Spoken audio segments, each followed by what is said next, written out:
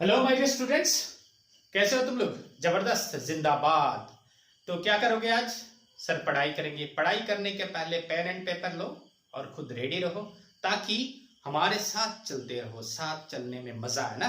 ठीक है, देखो पुराने क्लास में हम लोगों ने जब पढ़ा था, मतलब ये मोशन इन ए प्लेन, इस चैप्टर का नाम फोर्थ चैप्टर है और इसका लेक्चर नंबर 3 है। तो आपको क्या करना होगा, 1 और 2 जाके देखना होगा, उसके बाद 3 को आके देखोगे तो मतलब अच्छी तरह से सीख पाओगे।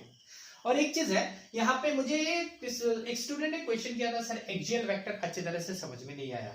तो देखो my dear student, axial vector क्या होता है?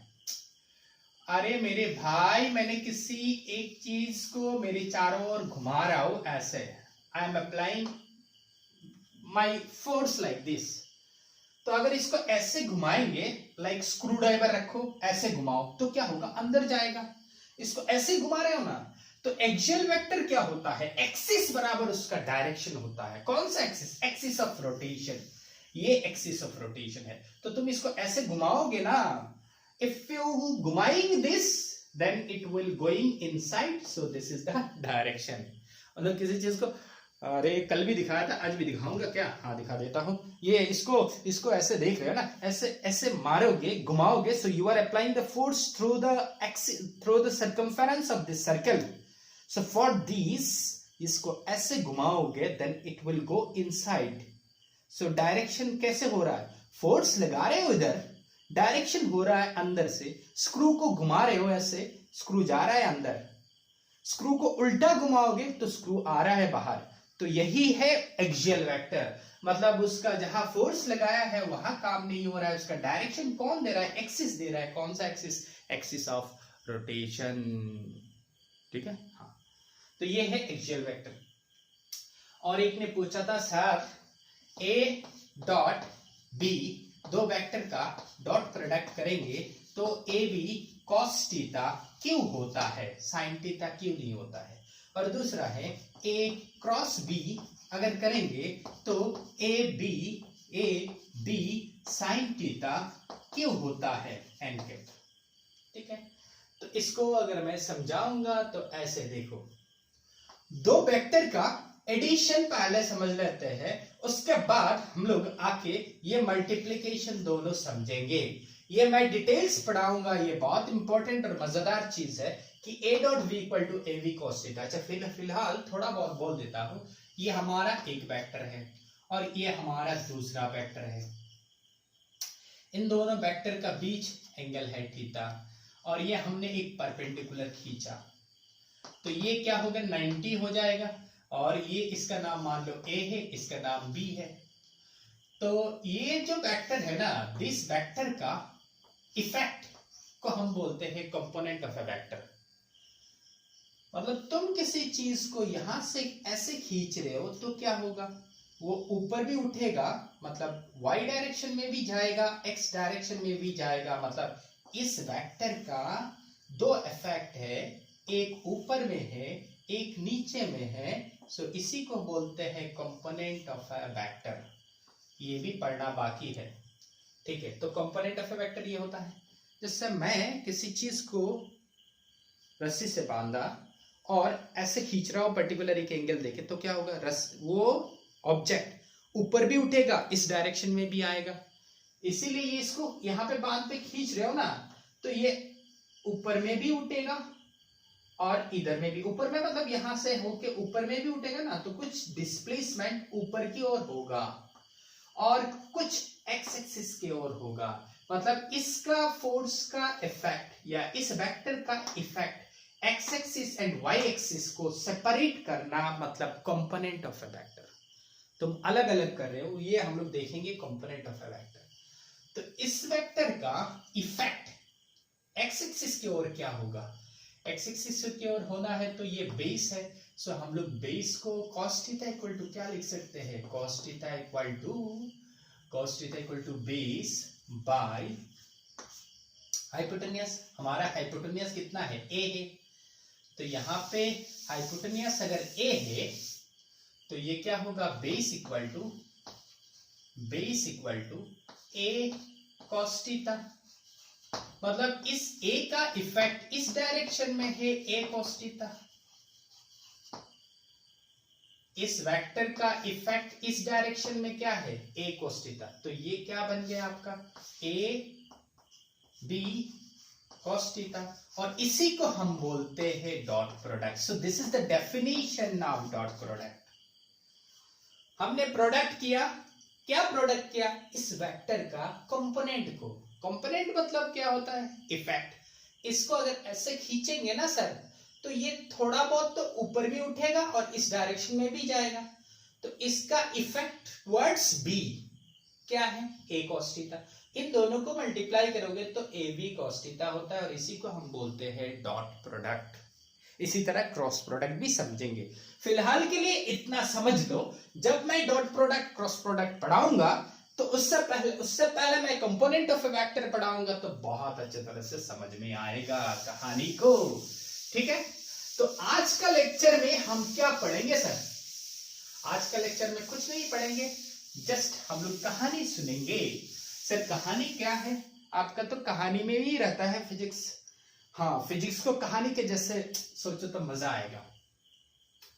तो मैंने क्या किया, मेरा कहानी ये है, मैंने एक चीज को यहां से खींच के ऐसे लेके आया। समझ में आ रहा है ना? This is the starting point, this is the tail of this vector, और ये है माता। तो माता मतलब हेड, तो इसको ऐसे लेके आया। यहां से मैं इस वेक्टर को ऐसे इस चीज को लेके गया, तो ये मेरा दो वेक्टर हो गया। इस वेक्टर का नाम मैंने ए दिया और इस वेक्टर का नाम मैंने बी दिया। ठीक है माय डियर स्टूडेंट। तो किसी ने बोला मेरे भाई तुमने इस चीज को यहां से यहां लेके गए हो, फिर इस जगह से उस जगह लेके गए हो, तो मैं इसको ऐसे डायरेक्ट लेके चला जाऊंगा तो बराबर कहानी हो जाएगा। मतलब तुम्हारा ये दोनों को ऐड करने के बाद मेरा ये बन जाएगा, और इसी को आंसर को, इस आंसर को मतलब इन दोनों को ऐड करने के बाद आपको जो आंसर मिला वेक्टर के लैंग्वेज में, उसी को हम लोग बोलते हैं रिजल्टेंट। क्या बोलते हैं? रिजल्टेंट। तो resultant R equal to A vector plus B vector. कहानी को समझ में आया क्या माय डियर स्टूडेंट? मैं दोबारा बोलता हूं, मैं यहां से किसी चीज को खींच के यहां लेके गया, फिर इस पोजीशन से खींच के यहां लेके गया, मतलब दो वेक्टर हो गया। मेरा छोटा भाई ने बोला, बहुत समझदार है, उसने बोला कि सर यहाँ भैया मैं यहां से इस चीज को डायरेक्ट यहां लेके जाऊंगा। तो आपका दोनों को ऐड करोगे और मेरा ये बराबर हो जाएगा। सो यहाँ पे ये ट्राइंगल बन गया, और इस ट्राइंगल से हम दो वेक्टर को ऐड किया। सो अभी डेफिनेशन लिखते हैं, triangle law of vector addition, TRIANGLE, triangle law. अच्छा दिखाई दे रहा है ना my dear student? Triangle law of vector addition. Sir हम कैसे बोल पाएंगे, हमारा तो आपके साथ खाली ऑनलाइन रिलेशन है। हाँ ठीक है, मैं देख लेता हूँ, खुद ट्रायंगल दिखाई देता है। हाँ माय डियर स्टूडेंट्स, मजे से दिखाई देता है। So this is the triangle law of vector addition. क्या होता है? If two vectors are represented, अगर दो वेक्टर को हमने रिप्रेजेंट किया बाय द रिप्रेजेंटेड, एक चीज यहां लिख देता हूं, इन मैग्नीट्यूड एंड डायरेक्शन। मतलब इन मैग्नीट्यूड मतलब value, and direction. In magnitude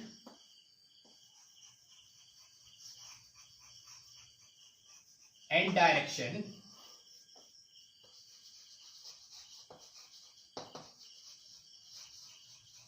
हमने क्या लिखा सर? अरे मेरे भाई, मैंने जो बोला है वही लिखा। If two vectors are represented, दो वेक्टर को रिप्रेजेंट किया by the two represented in magnitude and direction by the two side, by the two side, by the two sides of a triangle taken, sir taken क्या? Taken in same order, then their resultant in magnitude and direction in magnitude and direction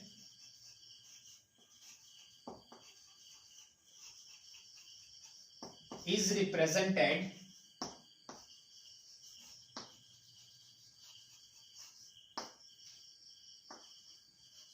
by the third side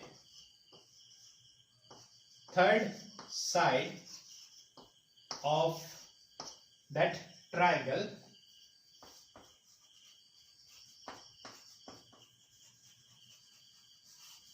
taken in opposite order.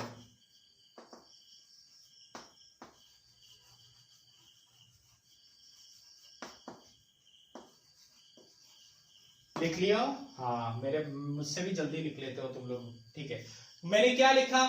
अगर दो vector represented in magnitude by the represented in magnitude and direction by the two sides of a triangle, इस triangle का दो side, एक side, दो side taken in the same order, मतलब same order. मैं यहां से यहां गया फिर यहां गया, मतलब ऑर्डर सेम है। ऑर्डर उल्टा होता तो क्या होता सर? ऑर्डर उल्टा होता तो तुम यहां से यहां गए फिर यहां से ऐसे आ गए, तो ये उल्टा ऑर्डर है। सो सेम ऑर्डर मतलब यहां से यहां गए हो फिर यहां से यहां गए हो, तो इस पॉइंट पे अगर इस डायरेक्शन पे अगर ये आते तो सेम ऑर्डर होता, लेकिन ये जो थर्ड साइड है उल्टा ऑर्डर में है। सेम ऑर्डर होता तो कैसे होता? यहां से यहां गए हो फिर इस पॉइंट पे, इस पॉइंट, फिर इस पॉइंट पे आते तो सेम ऑर्डर होता, लेकिन थर्ड साइड का ऑर्डर उल्टा है। तो हमने यही चीज को लैंग्वेज पे लिखा। If two vectors are represented in magnitude and direction by the two sides of a triangle taken in the same order, then their resultant in magnitude and direction is represented or is given by लिख देते हैं। अच्छा ठीक ही है, is given by, is given एक ही बात है, कोई प्रॉब्लम नहीं। is given by the third side of that triangle, उसी ट्राइंगल का थर्ड साइड इन सब का रिजल्ट देगा। कौन, किसका रिजल्ट? ए और बी को ऐड करने के बाद जो आंसर आएगा वो कौन देगा? This third side of that triangle taken in the same order. This is the definition. मैंने इस डेफिनेशन को क्यों ऐसे भी लिख के दिया, इसीलिए ये बहुत इंपॉर्टेंट है, एग्जाम में बहुत बार आया है, ठीक है। अब इसको प्रूफ करते हैं। दो वेक्टर को ऐड कर रहे हैं हम लोग। हाँ, इरेज कर दूं? करो या ना करो, हमको क्या प्रॉब्लम है, ऐसे बोल रहे हो? हाँ, तुझे देखा तो ये जाना सनम, प्यार होता है दीवाना सनम। अरे प्यार व्यार गोली मारे, चलो काम करते हैं, पढ़ते हैं, ठीक है। क्या है ये एक वेक्टर हमने दिया और यहाँ पे ये और एक वेक्टर हमने दिया, और इस दोनों वेक्टर का रिजल्टेंट ये बाबाजी देगा, और इस बाबाजी का नाम हमने आर दिया, और इसका डायरेक्शन उल्टा होगा। They will not be in same order, ये दोनों सेम ऑर्डर में है। इसका नाम हमने बोला ए वेक्टर, इसका नाम हमने बोला बी वेक्टर, और इस ट्राइंगल का नाम पी पी क्यू आर, ठीक है। इतना समझ में आया? तो लेट अस कंसीडर हमने लिया, क्या कंसीडर किया? Let us consider two vectors. क्या क्या वेक्टर? A and B. कौन ए एंड बी दे रहा है? रिप्रेजेंटेड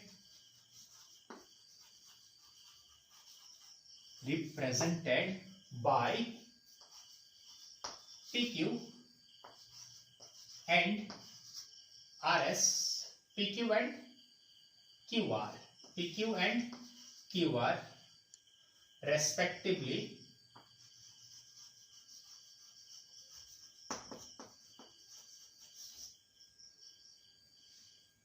So क्या लिखा हमने? Let us consider two vectors and V represented by PQ and RS, represented by the two sides. by वही लिखने से अच्छा है, represented by the two side, represented by the two side, erase कर देता हूँ, PQ and RS respectively, represented by दो side, represented by two side PQ and RS respectively.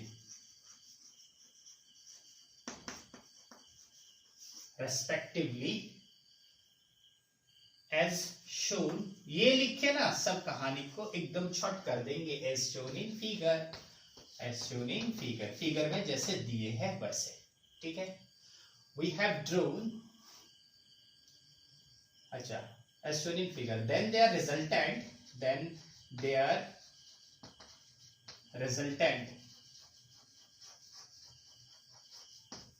is given by R vector equal to A plus B. हमने वही बोला, R vector equal to A plus B, चार के ऊपर vector दे दो, ठीक है. नाउ अभी क्या करेंगे? वी हैव ड्रोन, क्या ड्रॉ किया सर? कुछ नहीं किया और बोल रहे हो? हाँ करेंगे. वी हैव ड्रोन, हाँ क्या ड्रॉ करेंगे? इस पॉइंट से एक परपेंडिकुलर को ड्रॉ कर दो. परपेंडिकुलर मतलब क्या होता है ना सर? परपेंडिकुलर मतलब 90 डिग्री. किसके साथ 90 डिग्री होगा? ये PQ को प्रोड्यूस कर दो. ये ओरिजिनल लाइन नहीं है, इसको प्रोड्यूस किया. तो देखो, इस वेक्टर को मैं रिप्लेस कर सकता हूं by keeping magnitude and direction same. इसको यहां हटा के लेके जा सकता हूं.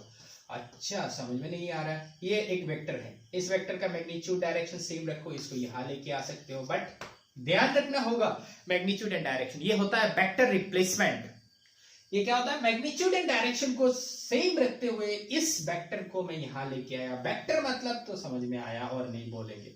तो इस वेक्टर को यहां लेके जाएंगे, तो ये जो एंगल थीटा होगा, this angle will be the angle between this A vector and B vector. समझ में आया? हाँ समझ में आया. नहीं आया तो कमेंट में लिखे दो, ठीक है. तो हमने क्या ड्रॉ किया? We have drawn a perpendicular. इसका नाम क्या देते हैं? PQRS दे देते हैं. We have drawn a perpendicular, we have drawn a perpendicular, क्या परपेंडिकुलर? RS ऑन, RS को ड्रॉ किया ऑन PQ प्रोड्यूस्ड. प्रोड्यूस्ड मतलब बढ़ा के, उसको बढ़ा के हमने ये डॉट डॉट डॉट दिया ना, बढ़ा के हमने परपेंडिकुलर ड्रॉ किया. Now from the right angle triangle, from the right angle triangle, एक राइट एंगल ट्राइंगल अभी बन गया. कौन बना? राइट. अरे सर क्या कर रहे हो आप? ये सब हम ये डिराइव कर रहे हैं, जो उसका रिजल्टेंट R का जो मैग्नीट्यूड निकालने का. ये तो R वेक्टर मिला आपको, R equal to A plus B, लेकिन इस वेक्टर का वैल्यू निकालना है, इसके साथ डायरेक्शन है, तो वैल्यू निकालना है, मतलब मॉड ऑफ R निकालना है. मॉड ऑफ R मतलब ये R जैसे ही है, मतलब उसका वैल्यू कितना होगा, दोनों को ऐड करेंगे, वही हम निकाल रहे हैं. तो जब कहानी पूरा करेंगे तो कहानी समझ में आएगा. Now from right angle triangle, from लिख दो. फ्रॉम राइट एंगल ट्राइंगल क्या क्या नाम है? PSR. ये राइट एंगल ट्राइंगल ना, PSR. तो ये राइट एंगल ट्राइंगल, ये एंगल 90 है ना my dear students. From this right angle triangle, लंबो स्क्वायर प्लस भूमि स्क्वायर इक्वल टू अतिभुज स्क्वायर, मतलब base square plus perpendicular square equal to hypotenuse square. Erase कर दो, कर दीजिए. तो इस राइट एंगल ट्राइंगल से हम लोग क्या लिख सकते हैं? बेस कितना है? PS स्क्वायर प्लस परपेंडिकुलर कितना है? RS square. So base square plus perpendicular square equal to hypotenuse square, R square. अच्छा, R को बाद में रिप्लेस करेंगे, R मतलब PR स्क्वायर, PR स्क्वायर. अच्छा सर, R ज्यादा हो गया है तो हम क्या करेंगे? कुछ नहीं करेंगे, ये R तो वेक्टर है, ये पॉइंट, उसी पॉइंट को नाम दिया हमने, कोई प्रॉब्लम नहीं होगा। हाँ, सो यहां से देखो P S square, P S मतलब P Q plus Q S whole square plus P R S square plus P R square. अरे भाई P Q plus R S, ये लंबा चीज को, इस लंबा चीज को दो पार्ट है, एक पार्ट है this part and other this, तो इसको ऐड करके हमने ऐसे लिखा। धीरे धीरे पढ़ेंगे, क्या इश्यू है, तुम लोग भी धीरे धीरे देखो। सर मोबाइल का एमबी खा जाता है तो रिचार्ज कर लेना, मुझे बोल देना, मैं करके दे दूंगा। तो इसका फॉर्मूला क्या होगा, S square plus twice A B plus B square, A plus B whole square का formula S square plus B square, S square plus twice A B plus B square, ये मैंने लिखा, plus R S square equal to P R square. P Q का value कितना है, P Q का value A है, A vector, उसको whole square मतलब और एक ए वेक्टर से मल्टीप्लाई करना, एम आई राइट। तो ए वेक्टर इंटू ए वेक्टर क्या होता है, हमको मालूम है सर, ए कॉस थीटा होता है, कॉस थीटा, ए कॉस थीटा। एक वेक्टर ए है, दूसरा वेक्टर भी ए है, मैग्नीट्यूड भी सेम है, तो डायरेक्शन सेम है यहाँ पे। तो अगर डायरेक्शन सेम होगा तो दोनों के बीच एंगल कितना है, 0 डिग्री है, तो ए कॉस थीटा, कॉस 0 का वैल्यू 1 होता है, तो here theta equal to 0 degree, तो A dot A equal to A cos 0, cos 0 का वैल्यू 1 होता है, A into A square. Sir ये क्या है, डायरेक्ट भी लिख देंगे हम लोग, नहीं माय डियर स्टूडेंट्स, यहाँ पे एंगल का कुछ बात है, ए सेम साइड का होगा, जैसे आई डॉट आई, तो तुम लिख सकते हो I cap dot I cap equal to लिख सकते हो आई इंटू आई मतलब आई स्क्वायर, ऐसे लिख सकते हो। तो P vector dot P vector क्या होगा, डायरेक्टली अभी समझ लियो कैसे लिखना है, तो यहाँ पे लिख सकते हो P vector dot P vector equal to P square, A vector dot A vector equal to A square. तो यहाँ पे पी क्यू का वैल्यू इसका होल स्क्वायर है, तो हम लोग लिख सकते हैं ए स्क्वायर, अभी वेक्टर नहीं होगा क्योंकि मैग्नीट्यूड है, इस डायरेक्शन यहाँ से देखो ए स्क्वायर जो मिला है उसका ऊपर में कुछ दिए हैं, नहीं दिए हैं, कुछ नहीं है, तो ये स्केलर है, स्केलर मतलब मैग्नीट्यूड। ट्वाइस पी क्यू का वैल्यू कितना है, ए है, क्यू एस का वैल्यू कितना है सर, मैग्नीट्यूड ले रहे हैं हम लोग, इसीलिए ए वेक्टर नहीं लिखा यहाँ पे, मैग्नीट्यूड ले रहे हैं, तो ए का वैल्यू यहाँ पे ए लिखा, क्यू एस का वैल्यू सर हमको तो मालूम नहीं है, सो ये क्यू एस का वैल्यू हम यहाँ निकाल के आपको देते हैं। क्यू एस का वैल्यू, ये छोटा जो राइट एंगल ट्राइंगल देख रहे हो ना, इस राइट एंगल ट्राइंगल का ये छोटा वाला, सो फ्रॉम ट्राइंगल, इस छोटा का नाम क्या है, क्यू आर एस, इस ट्राइंगल से हम क्या बोल पाएंगे, cos theta equal to base by, base means Q S by hypotenuse, hypotenuse means Q R, तो बेस का cos theta equal to this, so base Q S equal to क्या होगा, ये इसके साथ मल्टीप्लाई होगा माय डियर स्टूडेंट्स, तो Q R into cos theta, तो क्यू आर का वैल्यू बी है, खाली वेक्टर नहीं लेके मैग्नीट्यूड अगर लेंगे तो बी होगा, बी कॉस थीटा, ठीक है, equal to R S equal to Q S, ये हमको एक चीज मिला। अभी यहाँ पे अगर साइन थीटा लिखते तो क्या होगा sir, sine theta equal to perpendicular, perpendicular मतलब R S by perpendicular by hypotenuse, hypotenuse कितना है क्यू आर, तो यहाँ पे R S equal to Q R, cross multiplication कर रहे हैं, कुछ नहीं, इतना ध्यान क्यों दे रहे हो, साइन थीटा, तो क्यू आर का वैल्यू कितना है, क्यू आर का वैल्यू बी है, सो बी साइन थीटा। तो हमको यहाँ पे परपेंडिकुलर, ये छोटा जो ट्राइंगल है इसका ये साइड मिल गया है बी कॉस थीटा, और इस साइड मिल गया है बी साइन थीटा, इस साइड क्या मिला मुझे, बी साइन थीटा, और इस साइड क्या मिला मुझे, बी कॉस थीटा। थोड़ा सुंदर कर देते हैं, बी कॉस थीटा। हो गया। तो अभी जो जो वैल्यू है पुट कर देंगे। पी क्यू का वैल्यू मैंने एल पुट कर दिया, क्यू एस का वैल्यू बी कॉस थीटा है, प्लस क्यू एस स्क्वायर भी यहाँ पे है, तो क्यू एस स्क्वायर का वैल्यू होगा B square, plus Q S का value B square cos square. अरे भाई क्यू एस का वैल्यू ये है ना, तो उसको होल स्क्वायर करोगे तो B square cos square theta होगा ना। आर एस का वैल्यू कितना, ये आर एस निकाल के रखा था, तो आर एस का value plus B square sine square theta equal to P R का वैल्यू आर है तो R square equal to R square.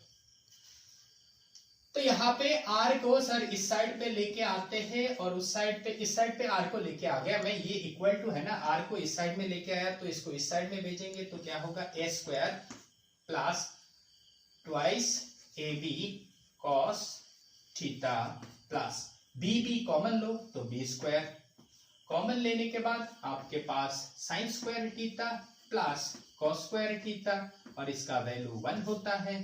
तो r का वैल्यू जो रिजल्टेंट का मैग्नीट्यूड निकाल रहे हैं ना, तो इसका वैल्यू क्या होगा, root over of A square plus B square plus twice A B cos theta. What is theta, किसी जगह पे साइड पे लिख देंगे, थीटा इक्वल टू क्या है, एंगल बिटवीन किसका बीच, A vector and B vector के बीच। थीटा क्या है my dear students, A vector और बी वेक्टर। इस ए वेक्टर को यहां लेके आएंगे तो ए और बी के बीच एंगल कितना हुआ, थीटा एंगल हुआ सर। तो रिजल्टेंट जो मिलेगा आपको, ए और बी को जोड़ करोगे, ऐड करोगे, प्लस करोगे तो आर जो मिलेगा उसका रिजल्टेंट का value equal to root over of A square plus B square plus twice A B cos theta. ये है, इसी तरह से ही हम वेक्टर का ऐड करेंगे। अभी एक चीज देखो, रिजल्टेंट का फॉर्मूला क्या है बोलो तो, बिना देखे बोलो, A square plus B square plus twice A B cos theta और उसका ऊपर रूट रहेगा, उसका ऊपर क्या रहेगा, root. Theta is the angle between vector A and vector B. अगर इफ, अच्छा यहाँ पे केस 1 लिख दो, केस 1। हमने अगर कोई ऐसे क्वेश्चन एग्जाम में दिया कि दो वेक्टर है और दोनों के बीच एंगल 90 डिग्री है, मतलब इफ थीटा इक्वल टू 90, अगर थीटा 90 है तो cos 90 का वैल्यू कितना होता है सर, हमको मालूम है 0 होता है। तो थीटा 90 है तो cos 90 का वैल्यू 0, यहाँ पे 0 को हटाएंगे तो resultant r equal to root over of A square plus B square plus twice A B cos 90, theta का वैल्यू 90 है तो cos 90 का वैल्यू 0, तो ये टर्म चला जाएगा, उसका घर तो रहेगा क्या, root over of A square plus B square. मतलब दो वेक्टर अगर एक दूसरे के साथ परपेंडिकुलर है, मतलब ये एक वेक्टर ए है और उसका परपेंडिकुलर वेक्टर बी है, तो इस दोनों का रिजल्टेंट जो होगा, आंसर जो होगा ये वेक्टर होगा और ये आंसर कितना होगा, आंसर r इक्वल टू उसका मैग्नीट्यूड कितना होगा, root over of A square plus B square. समझ में आया माय डियर स्टूडेंट, यही हमने लिखा। जैसे अच्छा एग्जाम्पल बाद में देखेंगे उसका, और एक दो एग्जाम्पल देखेंगे, एक न्यूमेरिकल कर लेंगे क्या इशू है, तो वहां से आपको इजीली समझ में आ जाएगा। तो हमने केस 1 लिखा। अगर केस 2 मतलब थीटा का वैल्यू अगर 0 है तो क्या होगा, case 2 if theta means theta is 0 then cos 0 का वैल्यू 1 है माय डियर स्टूडेंट। cos 0 का वैल्यू अगर 1 है तो क्या होगा, resultant r equal to root over of A square plus B square plus twice A B cos 0 मतलब ये वेक्टर ऐसे जा रहा है ना, एक वेक्टर, दूसरा वेक्टर भी ऐसे जा रहा है, सेम डायरेक्शन है, तब भी तो 0 है ना एंगल, उल्टा डायरेक्शन होता तो 180 होता। इसीलिए कोई चीज एक ही डायरेक्शन में पैरेलली जाएगा तो दोनों के बीच एंगल 0 है। तो एंगल 0 है, तो रिजल्टेंट आर का फॉर्मूला क्या होगा, root over of S square plus B square plus twice A B. Twice A B मतलब कुछ जानते नहीं हो, जानते हो sir, A plus B whole square. तो क्या आया, resultant R equal to A plus B whole square मर जाएगा, तो रिजल्टेंट कितना होगा, ए प्लस बी। तो तुमको अगर बोलेगा दो वेक्टर एक ही डायरेक्शन पे जा रहा है, एक का वैल्यू 2 न्यूटन है और दूसरा का वैल्यू 5 न्यूटन है, तो उसका रिजल्टेंट आर का मैग्नीट्यूड कितना होगा। बोला क्या, दो वेक्टर एक ही डायरेक्शन मतलब थीटा इक्वल टू 0। सो दो वेक्टर एक ही डायरेक्शन पे जा रहा है, तो दोनों का रिजल्टेंट होगा 2 newton plus 5 newton equal to 7 newton. ये साइड में ऐसे न्यूमेरिकल करके कर देना, ये एक न्यूमेरिकल मान लो, इसको इफ क्वेश्चन लिख देना, if two vectors 2 Newton's, if two forces 2 Newton and 5 Newton, forces लिखा मतलब force is the vector quantity, if two forces 2 Newton and 5 Newton's acting in the same direction, then what is the value of their resultant, what is the value मतलब what is the magnitude of their resultant, magnitude इसलिए कोई direction का काम नहीं है, तो इसको खाली जस्ट ऐड कर देंगे। हो गया, इरेज कर दो, नहीं कर रहे सर तो साइड पे लिखो सर, और साइड पे ही लिख दूंगा। मान लो अगर केस 3, मान लो अगर थीटा का वैल्यू 180 है, 180 मतलब क्या है सर, 180 मतलब ये वेक्टर इधर जा रहा है, दूसरा वेक्टर इधर जा रहा है, तो दोनों के बीच एंगल उल्टा उल्टी जा रहा है 180। ये वेक्टर का नाम A है, इस वेक्टर का नाम B है, तो एंगल कितना है, 180 है। तो हम क्या बोलेंगे, cos 180 का वैल्यू, माय डियर स्टूडेंट मुझे बोल के दोगे, cos 180 का वैल्यू कितना होगा, cos 180 इक्वल टू -1।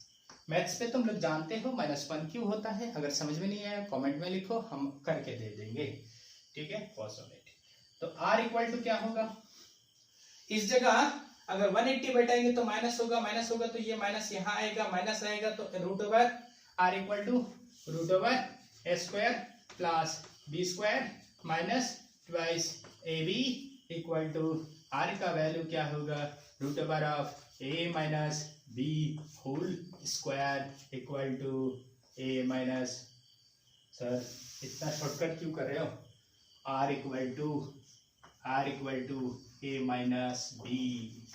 तो अगर एक क्वेश्चन है कि एक बॉल है यहाँ पे, एक लड़का इधर खींच रहा है, दूसरा लड़का इधर खींच रहा है, ये 8 न्यूटन से खींच रहा है, 8 न्यूटन से खींच रहा है, और ये खींच रहा है 4 न्यूटन से, तो रिजल्टेंट कितना होगा, वैल्यू कितना होगा, तो तुम क्या बोलोगे, एक दूसरे का उल्टा है, तो हम ये फॉर्मूला लगा देंगे 180 मिलके ये, तो क्या होगा, आंसर होगा कौन सा, a माइनस बी, डिफरेंस लिखेंगे, तो a डिफरेंस ये होता है, फोर्स तो नेगेटिव नहीं होगा ना, अरे मेरे भाई बड़ा जो होगा, बड़ा से छोटा वाला माइनस कर दो, तो यहाँ पे इसको इससे इसको माइनस करोगे तो 8 माइनस 4 न्यूटन इक्वल टू कितना Newton, answer is 4 Newton.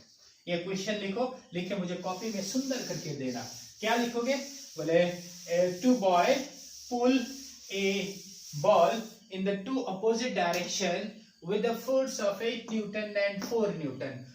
Then find the value of the resultant. Find the resultant or find the magnitude of the resultant. ठीक है, हमने ये कर दिया, इरेज कर लो।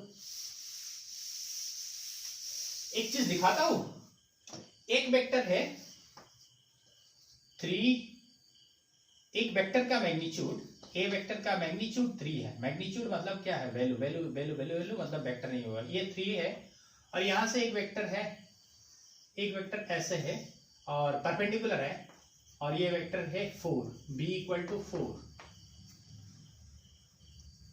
तो रिजल्टेंट का वैल्यू कितना होगा, ऐड करना है, तो 4 प्लस 4 3 प्लस 4 इक्वल टू 7 होना चाहिए, नहीं होगा, ये लिखोगे तो गलत है, क्योंकि तुम वेक्टर का एडिशन कर रहे हो, अभी देखो दोनों वेक्टर के बीच एंगल कितना है, 90 है। एंगल अगर 90 है तो cos 90 का वैल्यू, एक ही फॉर्मूला याद रखो, बाकी सबको भूल जाओ।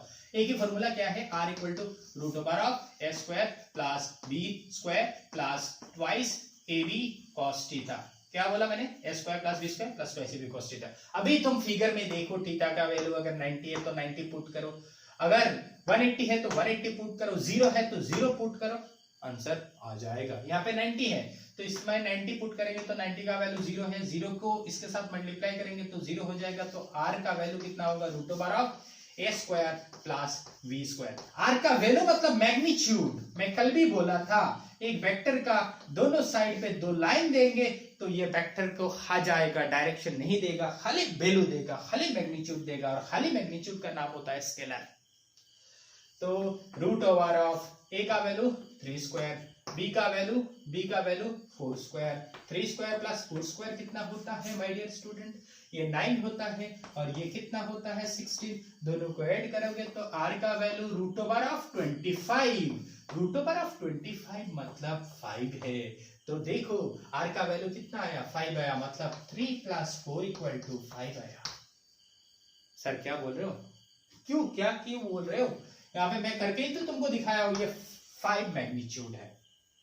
हो गया। अच्छा सर हमने तो वेक्टर को ऐड करना सीख लिया, दो वेक्टर को, लेकिन उसका डायरेक्शन तो देना नहीं सीखा हमने।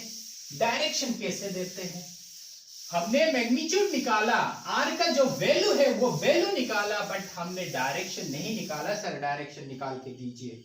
हाँ हम देंगे आपको डायरेक्शन निकाल के, थोड़ा सुंदर कर देता हूं, स्वच्छ भारत अभियान चला देता हूं। हो गया, देखो देख रहे हो क्या, हाँ ये वेक्टर हमने दिया था a, यहां से ये वेक्टर दिया था b, यहां से बोला था उसका रिजल्ट ये होगा। This is R vector, a vector, b vector, और यहां पे इसको प्रोड्यूस किया, दिस एंगल इज थीटा, और इसका नाम क्या दिया था, p q r s। अभी ये जो रिजल्ट मिला है ना माय डियर स्टूडेंट्स, ये देखो जो तुमको रिजल्ट मिला है, दिस रिजल्टेंट इस एंगल के ऊपर डिपेंड करता है उसका डायरेक्शन।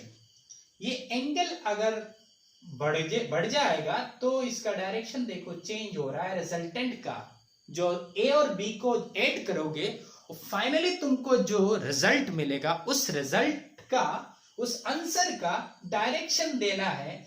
तो डायरेक्शन कौन स्पेसिफाई कर रहा है यहाँ पे, डायरेक्शन अगर ये अल्फा का वैल्यू जो दिया ना, ये अगर छोटा है तो डायरेक्शन ऐसे होगा, ये बढ़ते बढ़ते बढ़ते बड़ा है तो देखो ये ऐसे डायरेक्शन होगा। That means alpha is responsible for giving the direction. तो मुझे डायरेक्शन ऑफ रिजल्टेंट अगर निकालना है, direction of resultant of RESULTANT, resultant का नाम हमने R दिया है यहाँ। तो डायरेक्शन ऑफ रिजल्टेंट के लिए मुझे अल्फा निकालना होगा। सो 10 अल्फा 10 के हिसाब से निकालेंगे तो मुझे इजी होगा। सो ये बड़ा ट्राइंगल से, जो बड़ा ट्राइंगल, कौन सा ट्राइंगल, फ्रॉम PRS, PRS से alpha 10 alpha equal to 10 theta equal to perpendicular मतलब RS by PS, police station. From, अच्छा यहाँ पे लिख दो, फ्रॉम ट्राइंगल, छोटा करके लिख देता हूं, from triangle PRS 10 alpha equal to this. RS का वैल्यू मैं निकाल के दिया था, b sin थीटा। अरे मेरे भाई ये परपेंडिकुलर है ना, so perpendicular sin theta equal to perpendicular RS by hypotenuse QS। So RS equal to QS का वैल्यू कितना है, b है, सो b sin थीटा। तो b sin theta by PS, police station, PS मतलब दो टुकड़ा, दिस टुकड़ा plus this टुकड़ा। सो दिस टुकड़ा का नाम है QR प्लस उस साइड का टुकड़ा, दिस टुकड़ा का नाम है QS। So B sin theta divided by PQ का value A plus Q R का magnitude Q R V cos theta. So we अरे मेरे भाई क्यू आर का वैल्यू निकाल के दिया था वी cos थीटा। तो ये हुआ आपका tan अल्फा का वैल्यू। सो यहां से अल्फा इक्वल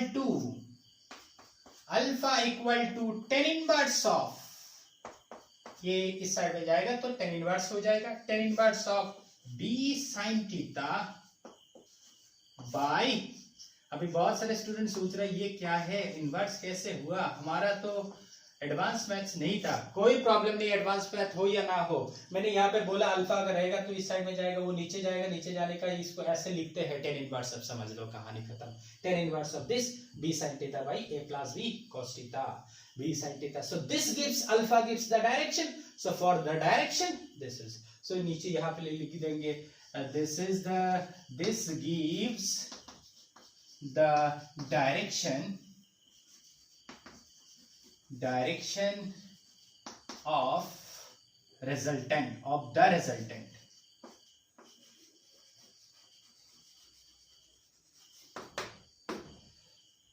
तो ये कहानी आज इतना ही करेंगे। शुक्रिया, आपने बहुत धीरज रख के मेरा सभी बातों को सुना, और कृपया होमवर्क करके दो। ये नोट्स जो है मुझे सबमिट करो। कितने बजे बोलो?